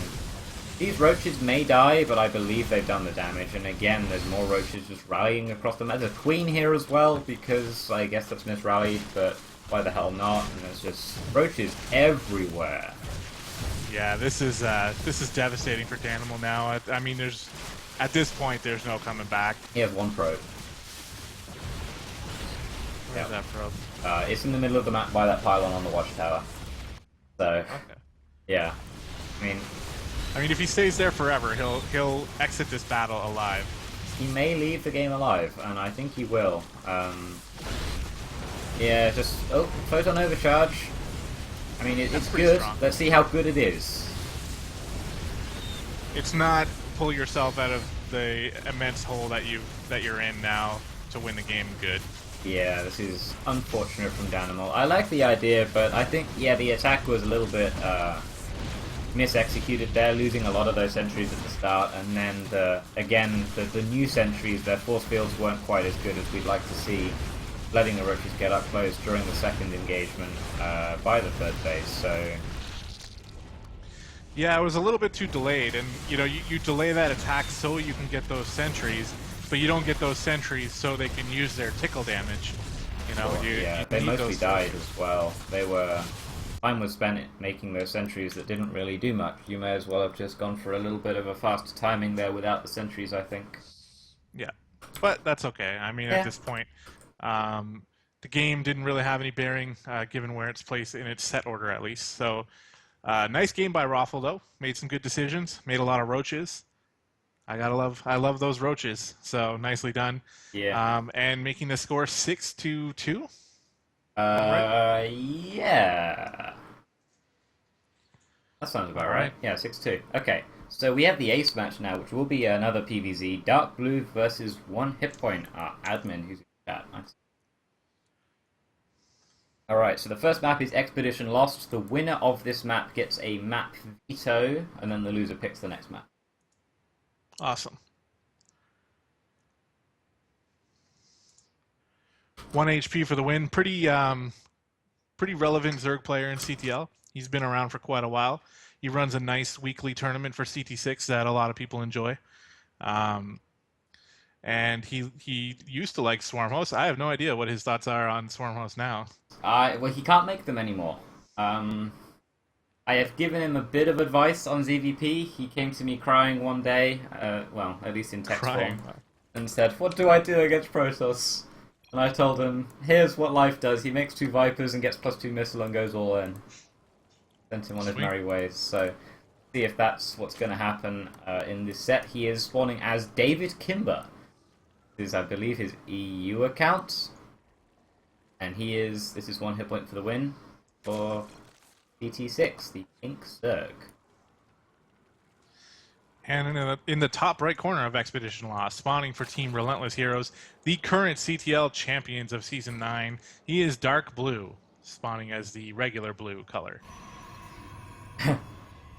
Yeah, he has tried to qualify for the CSL, and I believe he's got knocked out on his efforts so far, but he's been Relentless Heroes ace, I think, every week except 1 week when he was just absent, so arguably, whoever, I believe Rave is the captain, he thinks that Dark Blue is their best player, so throwing him out over and over and over and over, and it has worked out so far. I believe he's won more than he's lost at the very least. Awesome. Well, he's getting a nice early scout out on 1 HP. And not seeing anything, which is probably to be expected. Yeah, this drone, wants to put a pool down. Oh, and we have left a little early. 14 Forge Dark Blue, and that probe went back up to his main. So Cannon Rush potential is here. 1 hit point's probably going to have to build an Overlord before he builds his hatchery, assuming Dark Blue opts for the pylon block, which I'm allowing. Really trying with the probe. There we go. Do it. Yeah, there you go. Build the Overlord now. 1 hit point's not building the Overlord. You've got to build the Overlord when you get pylon blocked, otherwise you're just going to have this awkward bit of floating money. Oh, this works. I'd much prefer this solution, actually. Just take the gold. That's way cooler. That seems kind of Stark-esque. I mean, you said you were talking to him, so... I didn't tell him to do this, alright? I know I did it in my my game against P. Sosa, but that's a little bit different. Well, the gold base is going to go unscouted for now. He's looking for the 3rd. He's looking for it. Is he going to find it? Does he think... Has he faced it before? Has he seen it before? If Dark Blue hasn't seen... Oh, okay, seeing all these drones come out, he must... Yeah, well, I was like, what are those drones doing? I don't know, maybe he wasn't looking, though. Anyway, back on Dark Blue side, we do have the cannon going down. And that's still it. The gateway only going down right now. Pretty late, I think, but the Nexus was down earlier, so that'll be okay.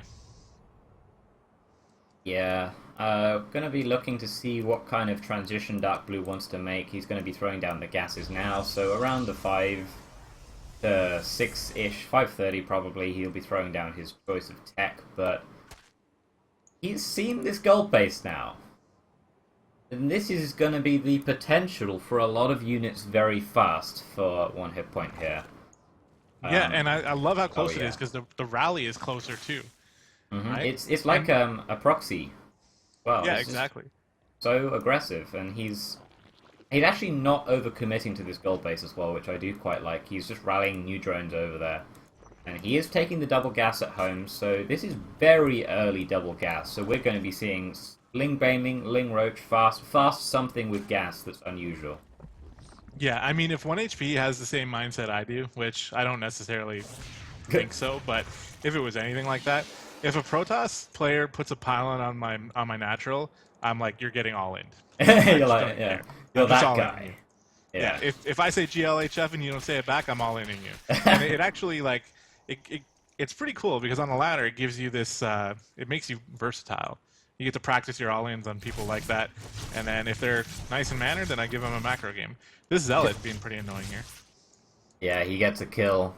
This is the value of not cancelling that Zealot like we were talking about. And there's a second Zealot coming out, actually, so it is a little bit different from the gateway thing we saw last game. And these Zealots are going to be a little bit of a pain, but there is this Queen here to anchor this gold base. And the Roach Warren and the speed for Zerglings is coming down. So this is kind of like probably the favourite build of Zergs in CTL, but with a gold base.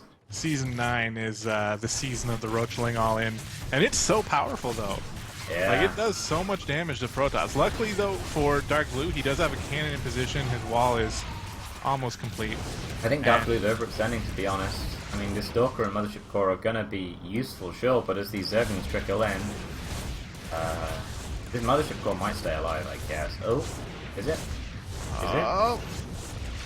It's wishing it could photon overcharge that that. Oh no! Oh, that moment of hesitation. I think it would have killed the queen. Oh man, they killed each other though. Oh, Well, I I guess the mean second that's queen just pops. brutal now because there goes your photon overcharge. Oh no, and Dark Blue's just thrown down a third base. I don't think he realizes what's going on here. Uh-oh. You don't build a third base if you're being two base all in. As the Protoss player. Oh dear. He's seen the he's gonna wrap speedlings now. Oh, Got one of them. yeah, Oh, get it. got it. And he could rush through this Stalker if he wants, but I think he's going to take the more conservative option and go for these rocks, which are totally unscouted. There is no pylon here. I wonder if Dark Blue vetoes this map. Research hasn't even been started yet. Or Warp Gate, sorry. He doesn't have Warp Gate? No. Oh my goodness. This is definitely a mistake from Dark Blue. Yeah, I noticed he was spitting out another sentry, the old-fashioned way. And yeah. Oh no.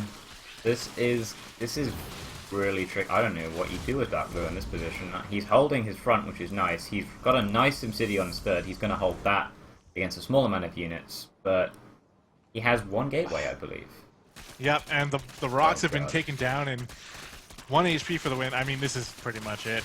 Again, I hesitate to say things like that now because I made myself look kind of silly, but there's a GG, well played, nicely done from 1 HP for the win, and that's the famous, a variant of the famous Roachling all-in. And, I mean, that's what you do. If you're Protoss and you pylon block a Zerg player, you should just expect that. You deserve it. Everything that could have gone wrong went wrong there for Dark Blue.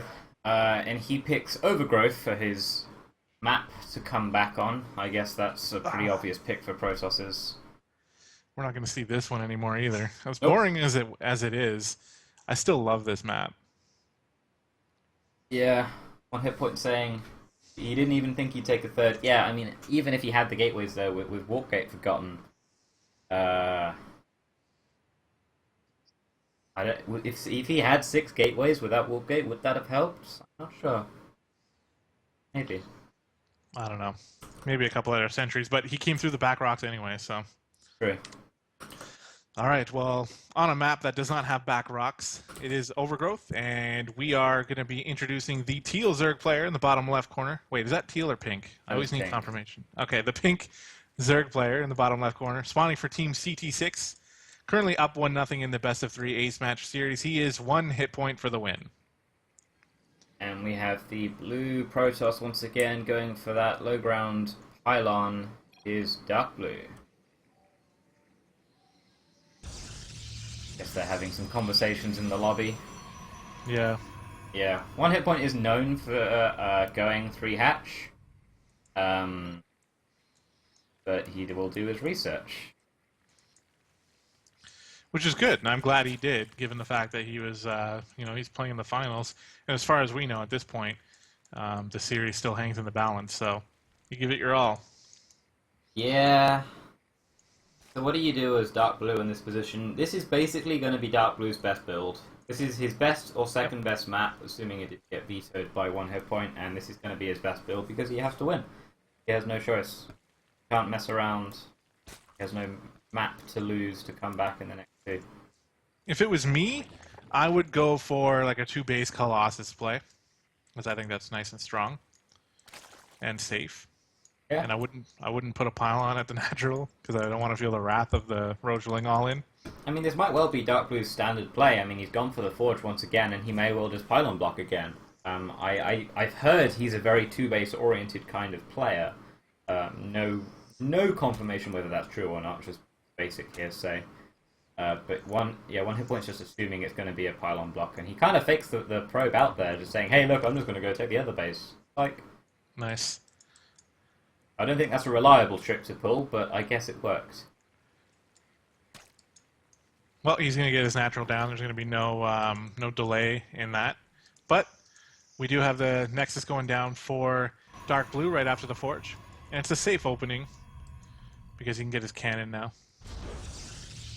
Yeah. I would Bailing Bus this so hard, I'm just saying. This is honourable to Bailing Bus for Pylon. I guess can't really help it on Overgrowth, but...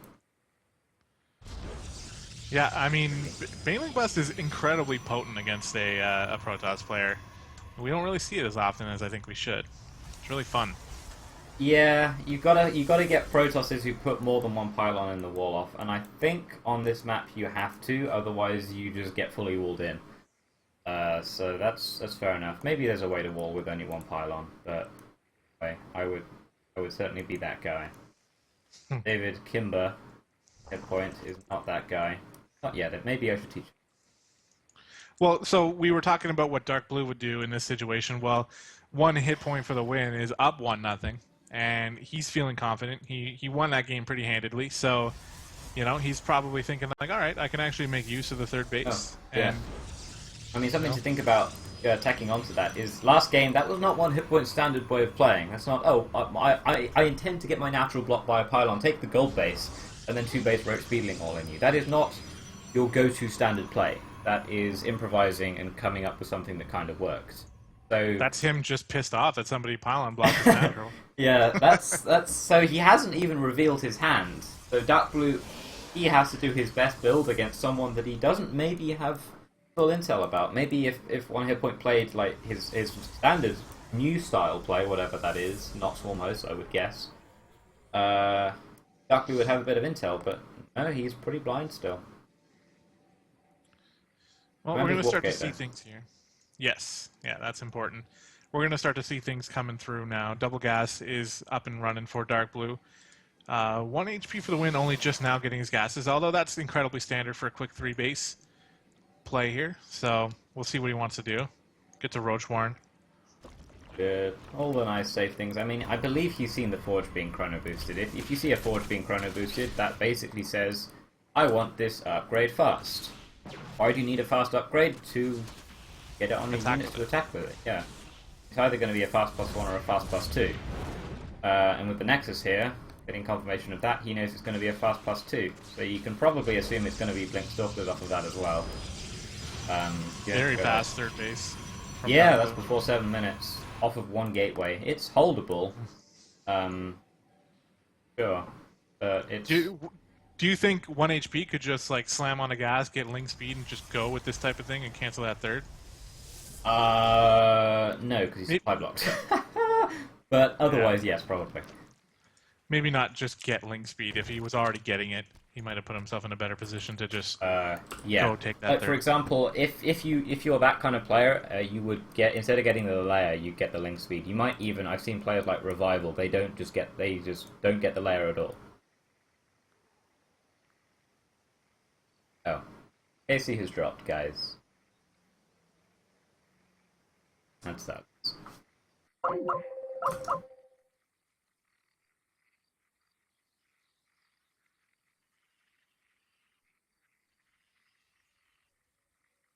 Well, I will wait for him to drop out, and then I will just keep going. Okay, Trooper.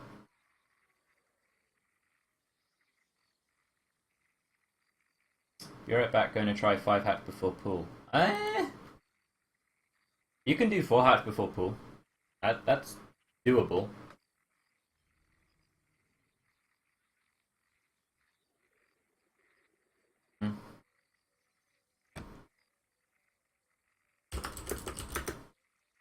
We'll try and find where Casey is. In the meantime, oh, he was doing 5 hatch before pool, Stefano? Well, I guess he has the whole legacy of the Void thing going on. Helpful to have. Don't have that yet. Soon TM. Alright. Casey still here? I'll try calling him again.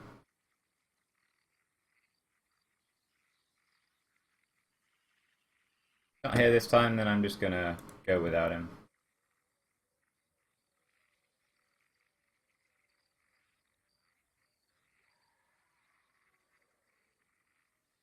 Alright, decision made. I will keep going.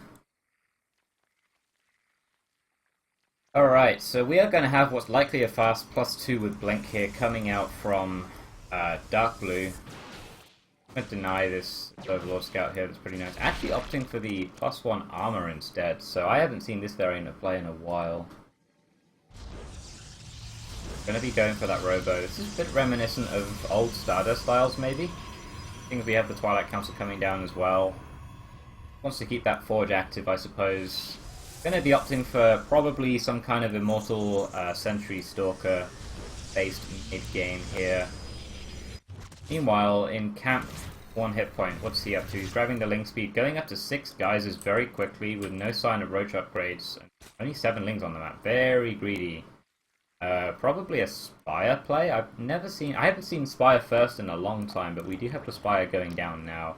Grabbing the roach speed just in case. It's nice to have, but I'd be very surprised if he made more than 5 or so roaches here. Going up to that 4th base very quickly here before the 10-minute mark. He's perfectly justified in doing so, though. He's seen his 3rd base building. I'd like to maybe see him peek the Overlord in, see what's up, make sure that there's some probes there and it's not like a macro nexus or something. You see fake nexus, the all-ins sometimes. Luckily not this game, though. Yeah, he's not building any roaches whatsoever as 1 hit point, just saving up all of that gas for the muses, and that's going to work out really well against what Dark Blue is doing, because the Robo units, they're cool, they're really good, I love my Immortals, but they don't shoot up. I really wish they did. I would switch to Protoss, but they don't shoot up.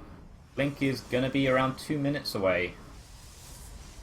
And the muses, they're going to be out probably as Blink is maybe half to 2/3 done. This Phoenix does get the scout on the Spire. I would assume that 1 hit point, yeah, has been scouted. The Stargate is going down. I'd be very... 2 Stargates. Okay, that's a really solid response here. Ideally, you want to get that scout a little bit faster. I really love that Dark Blue has split up the Stargates. The go-to target for muses, as soon as you're building them, is where are the Stargates, depower them. Stick. Once that's done, you can start doing other stuff. So, the fact that these are split up, this is going to be really tricky for 1 hit point. But that being said, with this level of speedling run bys, this Nexus might just get focused down and killed. And he's indecision here from 1 hit point. That's going to hurt him. I don't think this Nexus is going to get focused down anymore with the reinforcements coming for Dark Blue. But he's not pulling any probes, or any units rather, into the main. So it's going to rely on warp-ins. He does have +1 on these Zealots, so they're going to rip through these Zerglings really nicely. And good call there by Dark Blue, actually. That's going to work out really nicely for him. He kept all those probes alive, and that Zergling run by arguably didn't do much. But these muses now, they found the first Stargate, they're going to focus that down. A little bit of indecision there once again, but he's just going to jump on top of this army here, and I don't think that's going to go well for you with the Phoenixes here. 1 hit point, gotta run into the natural now. Bouncing back on these Phoenixes, though, he will get both Phoenixes, so that's a bit of breathing room there for 1 hit point as he now gets these 2 Stalkers. The second overcharge will have to be forced in the natural here. Will go off, and these muses are kind of trapped. There's going to be a lot of losses here, but 1 hit point has brought the time to saturate up to 80 drones.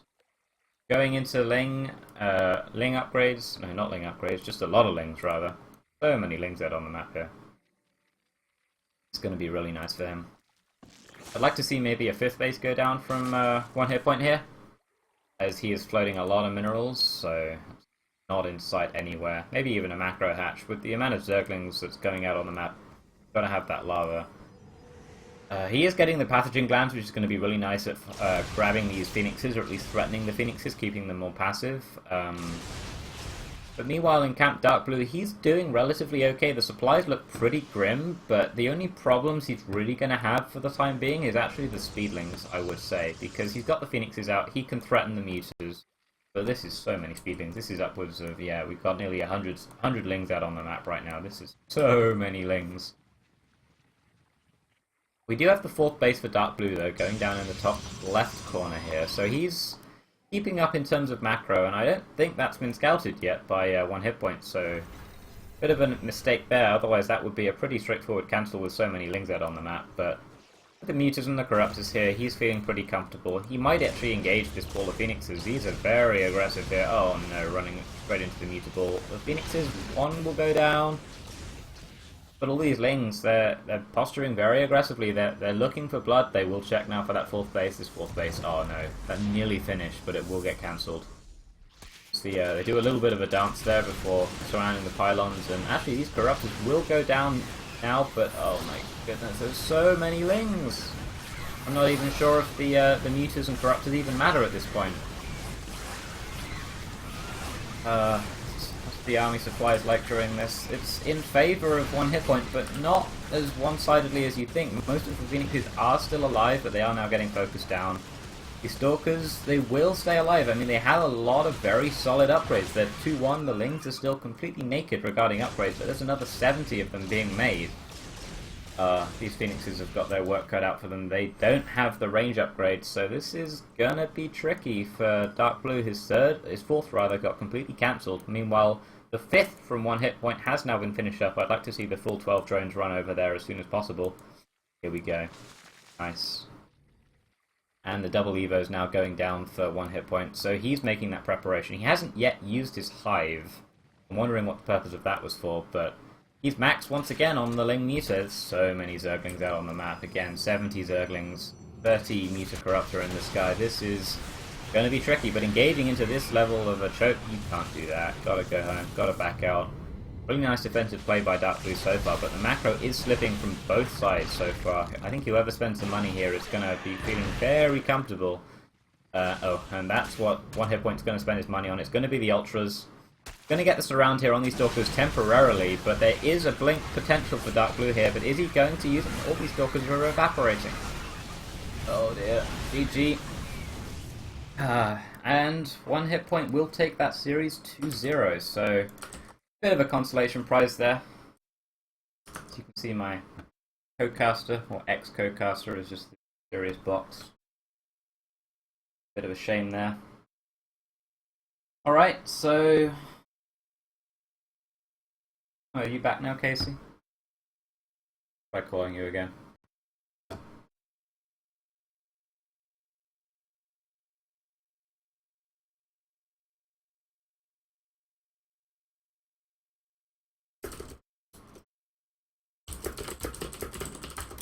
I will just wrap this up on my own.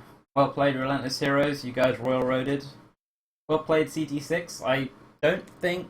I'd be interested to know how many people actually predicted CT6 to be in the last 4. I know I don't... I might have predicted you in the final 4, but I don't think I predicted you in the finals, so... Well played to you guys. Casey is alive. Seeing what he's up to. Get some last words.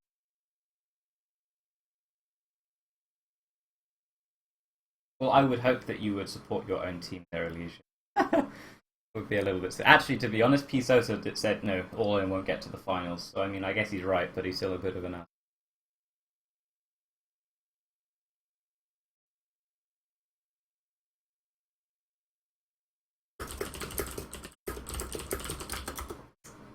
If Casey wants to come back to chat, or shall I just end the stream now?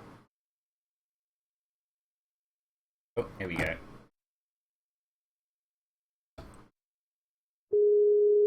Ring. Oh, there you are. Hello. Hello? Hello. Oh, there you are. I don't know, is the stream still on? Yeah, stream's still on. Okay. Sorry about that, guys. My computer just had to do updates right in the middle of the cast. Sick. Yeah, so 1 hit point eventually ended up winning there. So it was a 2-0 then? So it was a 2-0. Yep. Okay. So all right. Well, that makes very it well played. a 6-3, I believe. Yep, that I would can make add. sense. Yep, 6-3. All right. Well, very well done, though, from Relentless Heroes. I heard you start talking about how they roaded it, and they played really well. So, yeah, very well done. And CT6 put up a good fight. There was some definitely good games in there. There was a couple I don't want to call them stomps, but a couple macro up and clash and one person wins and it's over now. But overall, really well done and a lot of fun games. And both teams definitely deserve to be where they are. So. Yep, it'd be nice to see how you guys play next season. I mean, for the finalists of last season, it was All In and Confed kind of just disappeared. Meanwhile, we were still relatively consistent, dropping down 1 place. So hopefully, it'd be nice to see Relentless Heroes and CT6 again on the podium, along with us on top, of course. I mean, I'm biased, right? We'd love to stand on top of you guys in the podium. Yeah. You guys But can have that being second and said, third. That's cool. Next season. We'll be coming for you. yeah, yeah, and it's pretty. I love the dynamic that's created here in CTL, where we do have a set amount of teams that tend to stay near the top, and they get to fight each other during the season, and it's a lot of fun. So, Yeah. again, huge congrats to Relentless Heroes. It's not an easy thing to stay consistent for the entire CTL season. So, well done. Yeah. I think that about wraps it up then. We can end the stream. Congrats once again, you guys. We will see you when we see you, I guess. Yep. See you guys later. Hope you enjoyed the cast.